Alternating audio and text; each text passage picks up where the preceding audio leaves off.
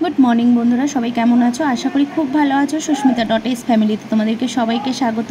आजके होच्छे सानडे, सानडेर दिन जेदिन झड़ हওয়ার कथा छिलो माने कथा छिलो ना सेदिनके झड़ हयेछे अवश्य रात्रेबेला। तो एखाने देखतेई पाচ্ছ আমার বৌদি আমার সঙ্গে ঝগড়া করছে দেখতে পাচ্ছ তো, আর আমার পিসিরা হাসছে। আর ওই যে ওখানে এসে গেছে মানে নারদ দেখতেই পাচ্ছ চেয়ারে বসে আছে হচ্ছে ওই দাদাটা। তো আর আমার মা বসে বসে ঠ্যাং দোলাচ্ছে। আমার মার তো কোনো কাজ নেই, আমার মা শুনছে আর হাসছে, পিসি এখানে হাসছে আর এরা দুজনা সমানে ঝগড়া করে যাচ্ছে। কী কারণে ঝগড়াটা করছে? হ্যাঁ, আজকে তো আমার মেয়ের বার্থডের অনুষ্ঠান হওয়ার কথা ছিল, সবাইকে নিমন্ত্রণ করাও হয়ে গেছিলো। তারপর আবার ফোন করে বারণ করা হয়েছে। কী কারণে জানোই তো, এই অবস্থা, কেউ আসতেও পারবে না। আর আমাদের রাস্তার অবস্থা দেখছো, কেউ তো আসতেই পারবে না। তো সেই কারণেই একদমই পুরো বন্ধ করে দিয়েছি। তো ছোট্ট করে একটা অনুষ্ঠান একটা দিন ঠিক করে আমরা করব ভেবেছি। তো সেই কারণেই এখানে ঝগড়াঝাটি হচ্ছে। তো মেয়ে চলে গেছে ক্লাসে, মেয়ের আজকের তো SMPIতে ক্লাস আছে, সেই জন্যই আরও বেশি ঝগড়াটা হচ্ছে যে এত ঝড় হবে অনুষ্ঠান করতে পারবি না, মেয়েটাকে পাঠিয়ে দিলি। তো চলো পুরো ব্লগটা দেখতে থাকো। বলে তোকে কি বললাম তুই কিছু মনে করিস? আমি তো সব ভুলে গেছি ও কি বলেছে আমাকে। আইলা আমি তো কি আমি বেশি বলে ফেলেছি, উঠতে যাবে দেখেছো ঠান্ডা করে দিয়েছি বাবা। বাবা লোক কুড়মে কেউ এসেছে না, এসে কি দেখে আসি ফাংশন করছিল, ও ঠান্ডা দু রকম ছিল না। এইরকম নিমন্ত্রণর মানে কি বলে অতিথি তোমরা কেউ দেখতে পাবে না। আমি ছোটবেলা আগের দিন ক্যান্সেল করার পর আবার গালাগালি করবে, ফের আবার বাড়িতেও চলে আসবে। ইয়ে করতে তোকে বলেছি যে ছোট ভাই কি রান্না হচ্ছে কিছু বলেনি আমাকে, বলে তুই আয় আমি রোববারে খাইয়ে দেব তোকে, তুই চিন্তা করিস না। ভগবান, এইরকম বন্ধু তোমরা কেউ করো না। তোমার মেয়ে তো কিছু বলছ না? এমনই আমার মেয়েকে বলে। হ্যাঁ বাবা, বাবা জামাই সকালে দিকে কথা বলেছে। এই কি বলছে শোন, বলবো কি বাবা পাড়া দোলাচ্ছে দেখো এদিকে আছে সেই কিছু লোক তুমি যে লোককে টুপি পড়াচ্ছে এগুলো ঠিক আমার পক্ষে দিদি একটু খাটিয়ে দিল। হ্যাঁ খাটিয়ে নিল। এই দেখ বেলা দুপুরে কি বলে 11টার সময়, হ্যাঁ রাত্রির 10টার সময় এসে খেয়েছে, খেয়ে আবার গুছিয়ে নিয়ে গেছে প্লাস্টিকে করে। বলে জানো তো ছোটদা ফোন করে যে হ্যাঁ খাওয়া দাওয়া গুলো নিরামিষ তো কেউ খায়নি, বেশি হয়ে গেছে। হ্যাঁ বলে হ্যাঁ তোদের ভালো করতে নেই কোনোদিন। ওই আরেকজন উড়ে চলে যাবে ফ্রিজের সাথে। ওই দেখ বাবা,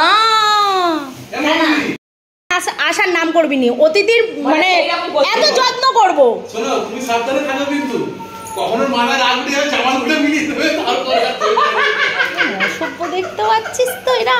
আচ্ছা তুমি যে বললা আমি চেক করে দিন, দেখো তো আমাকে বসিয়ে একটা কথা আছে যখন না খাবো খেতে দেবে না। আমরা অতিথি, তুমি ঘরের লোক। ওই তো তাহলে বাবা আমি রাগ করে রাখি, জামা যা কষ্ট সে আর কি বলবো, মোয়ের কথা বলবি না। ফোনে গাল দিয়েছে হয়নি, ফের এখানে আবার গালাগালি করে উদ্ধার করে দিতে এসেছে। আমি তো না এখানে এসে দেখছি ঠিকই করেছি। এই যে মাছ মাংস রান্না হবে আমাকে ঝুমুদা বলছে যে এ বাবু তুই ক্যান্সেল করে বল, ক্যান্সেল হলো মামকে কেন কাজে পাঠালো, মানে কইয়ে দে মামকে নাকি কাজে পাঠিয়ে মামকে না দিয়ে কাজে ক্লাসে পাঠাচ্ছি, চারিদিকে ঝড় বৃষ্টি। এই উচিত হলো বলো, বেশি নাটক করে না কেন? আমাদের বাড়ি একবারে খেলা, নিজের বাড়ি একবার লাঠি উঠে। এই দেখ কাজ করতে ডেকে দিয়েছি, কাজটা কর ঝপ করে। আমাকে কি বলছে? বলি আজকে তো ঝড় বৃষ্টি হবে, তো বউকে কাজে দিতে বারণ কর। আর নিজের মেয়েটার কথা বলে সে চলে আমাদের বাপরা বেয়ালা বাপ এটা না। আসলে এইখানে জল জমবে না তো সহজে, বেয়ালাতে তো ব্যাগে মুতে দিলে জল। হ্যাঁ ও আর তোমাদের গোলপার্কে কি মোছে মুতে দিলে জল জমে না নাকি? নেমে যায়। হ্যাঁ নেমে যায়, জল নেমে গেছে কত। দেখো না কি অবস্থা, সামনেটা পুকুর হয়ে গেছে একদম। না বলে নিজেদের রাস্তার কেউ নিন্দে করে। হ্যাঁ সেই হচ্ছে কথা। হ্যাঁ ওদের হ্যাঁ ভালো করতে নেই রে, যে এদেরকে শুকনো জায়গায় ভালো করে সুন্দর করে খাওয়াবো, এদের সেটা সহ্য হবে না। আস্তে আস্তে দেখো মন ঘুরে গেছে, এইরকম হবে না, গায়ে ব্যথা পায়ে ব্যথা মাথা ব্যথা। এর পরের প্রবলেম আমি পুজো আছে কেন হলো? ইস যদি শুয়ে পড়ে বসে পড়ে গাছ পাতা করে তখন কি এখন গরমে লোয়া এদের বক্তৃতা শেষ হবে না কোনোদিন, বদনাম করা শেষ হবে না, ঠান্ডা করে শক্ত হয়ে যাবে। তো যাই হোক এত কিছু শুনলে তারপরে রান্নাবান্না করে খাওয়া দাওয়া করে আর আমরা ছাদে একটু আমি রিল বানাচ্ছিলাম।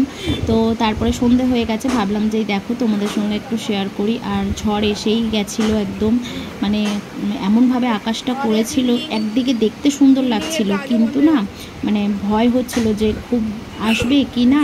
সেটা তো তোমাদের সঙ্গে আমি আগেই শেয়ার করেছি কীরমভাবে ঝড়টা হয়েছে অবস্থাটা। তো যাই হোক, কলকাতায় খুব একটা ক্ষতি হয়নি।